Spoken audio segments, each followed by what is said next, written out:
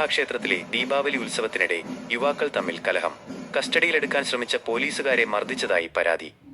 തുറവൂർ മഹാക്ഷേത്രത്തിലെ ദീപാവലി ഉത്സവത്തിനിടെ യുവാക്കൾ തമ്മിലുണ്ടായ കലഹത്തിൽ ഇടപെടാനെത്തിയ പോലീസുകാർക്ക് മർദ്ദനമേറ്റു. പുളിങ്കുന്ന് പോലീസ് സ്റ്റേഷനിലെ 2 പോലീസുകാർക്കാണ് യുവാക്കളിൽ നിന്ന് മർദ്ദനമേറ്റത്. കലഹത്തിനിടെ സ്ഥലത്തെത്തി യുവാക്കളെ കസ്റ്റഡിയിലെടുക്കാൻ ശ്രമിച്ചപ്പോഴാണ് പോലീസുകാർക്ക് നേരെ കയ്യേറ്റമുണ്ടായത്. യുവാക്കൾ മദ്യപിച്ചിരുന്നതായി ആരോപണമുണ്ട്.